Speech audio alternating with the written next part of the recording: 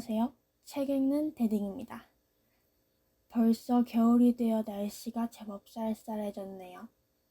붉게 물들어 있던 나뭇잎들도 시들어 바닥으로 떨어지고 길었던 해도 짧아졌죠. 이런 날에 마음을 따뜻하게 해주는 책이 있습니다. 올해 발행된 신간 아내 대신 엄마가 되었습니다. 라는 사유리의 에세이입니다.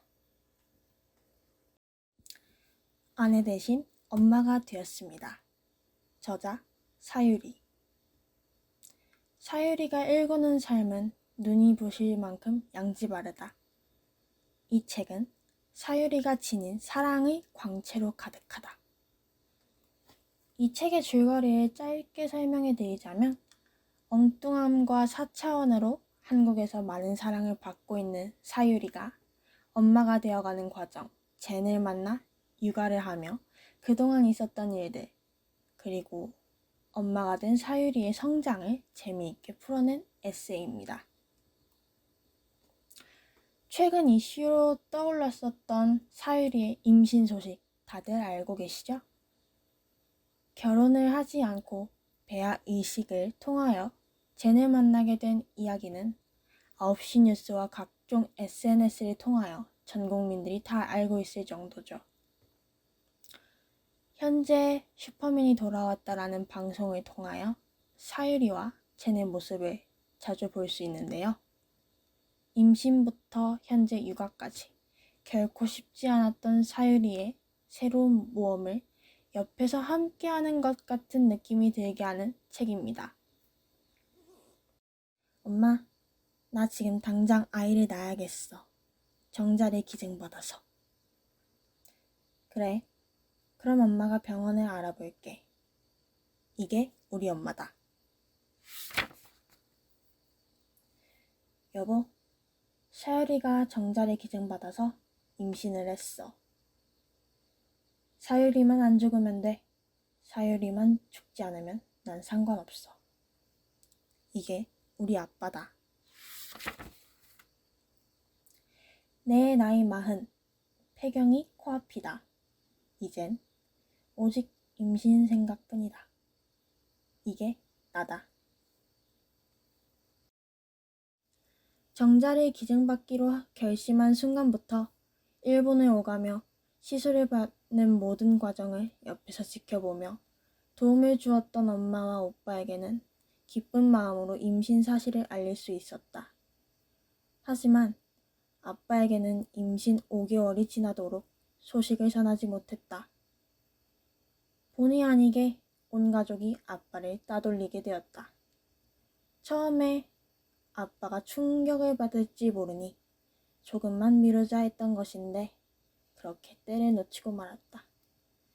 눈에 띄게 배가 나올 쯤에야 더 이상 숨길 수 없다고, 숨기면 안 되겠다고 생각한 나는 엄마와 머리를 맞대고 아빠에게 어떻게 말하면 좋을지 고민하기 시작했다. 편지를 써야겠어. 말보다는 그게 더 나을 것 같아.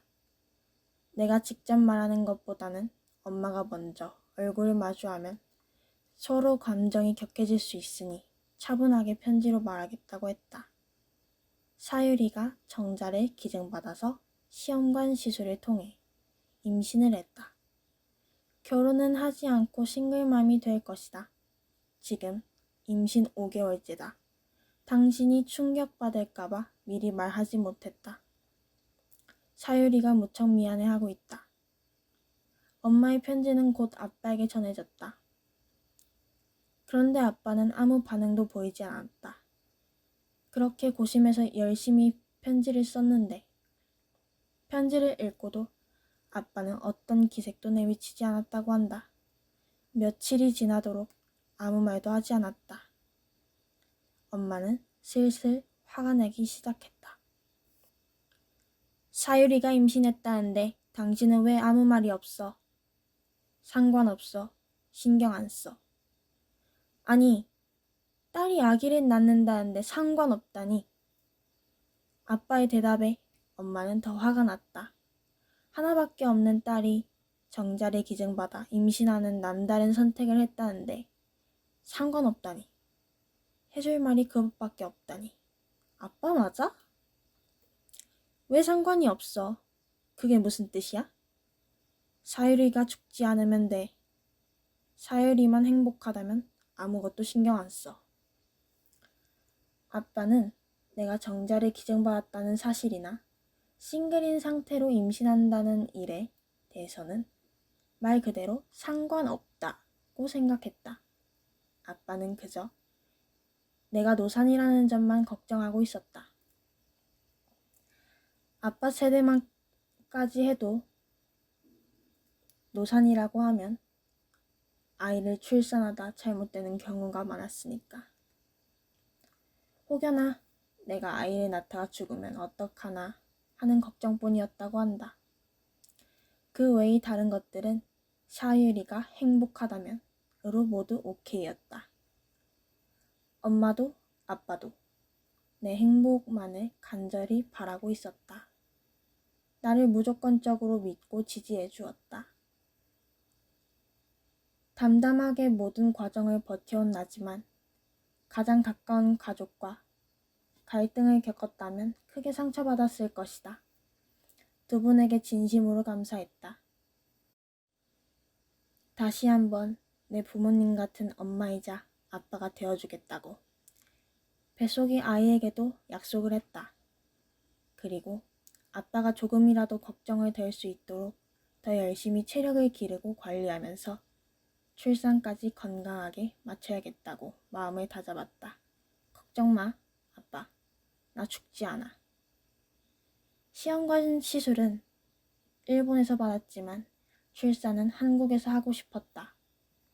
오래 병원에 다니며 신뢰를 쌓아온 산부인과 선생님이 한국에 있었고 그 선생님이 아기를 받아주길 바랬다. 그러나 몸이 무거워지며 제약이 많이 생겼다. 일상생활조차 쉽지 않았다. 이 몸으로 남편도 부모님도 없이 혼자서 제때 병원에 갈 수 있을까? 새벽에 갑자기 몸이 안 좋아지면 어떡하지? 택시를 불러야 하나? 택시를 부를 정신은 있을까? 아기를 낳다가 갑자기 보호자가 필요해지면? 엄마가, 아빠가 그때부터 부지런히 온다고 해도 한나절 걸릴 텐데. 그때까지 코로나 상황이 좋아지지 않는다면 부모님이 바로 오는 것도 소용이 없을 텐데. 덜컥 겁이 났다. 결국 일본에서 출산하기로 마음을 바꾸었다. 엄마, 아빠의 무한한 지지와 응원이 없었다면 쉽게 결정하지 못했을 일이다. 남편은 없지만 감사하게도 내게는 엄마와 아빠가 있다. 두 사람 곁에서 아기를 낳자.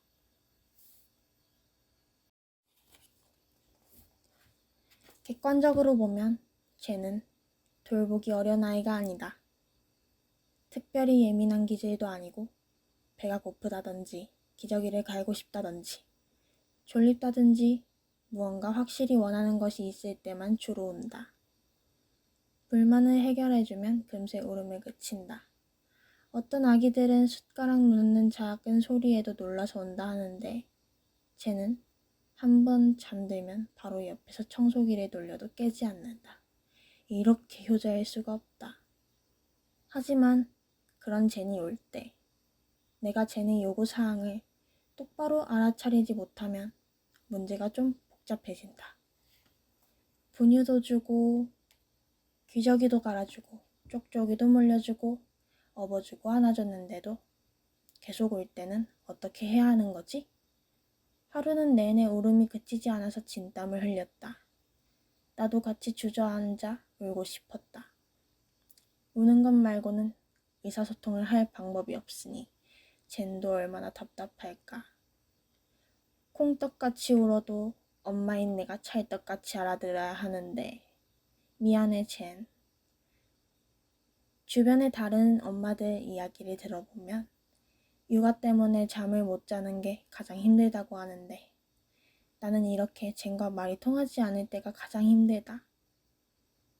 아이가 뭘 원하는지 제대로 알지 못하고 너 같은 건 엄마 자격도 없다고 혼쭐이 나는 것만 같다.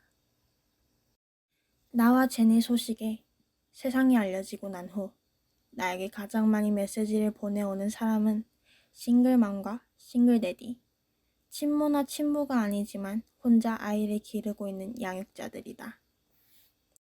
다양한 가족 형태 역시 1인 가구부터 동거 중인 커플까지 우리 사회 구성원들에게 익숙해진 지 오래다.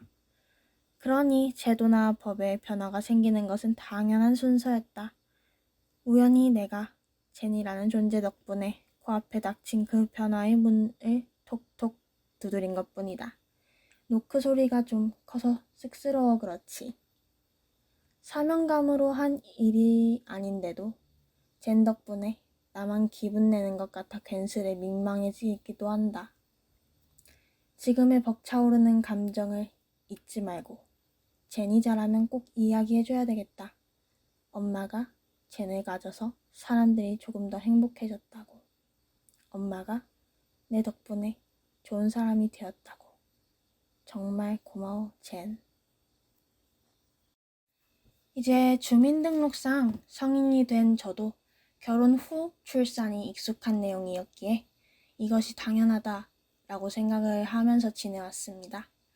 하지만 책을 읽으면서 가족의 형태는 내가 알고 있는 것보다 다양하다는 걸 몸소 느끼게 되더라고요. 수면 위에 잠깐 올라온 사유리의 소식으로 사회에 어떤 영향을 줄지는 모르겠지만 앞으로 우리가 살아갈 미래에는 또 다른 삶이 기다리고 있습니다. 앞으로 더 변화될 사회와 다양한 가족 형태를 가진 모든 분들을 응원하고 또 응원하겠습니다. 이상 오늘의 리뷰 마치도록 하고요. 또 다른 책을 리뷰하러 돌아오도록 하겠습니다. 오늘도 수고하셨습니다.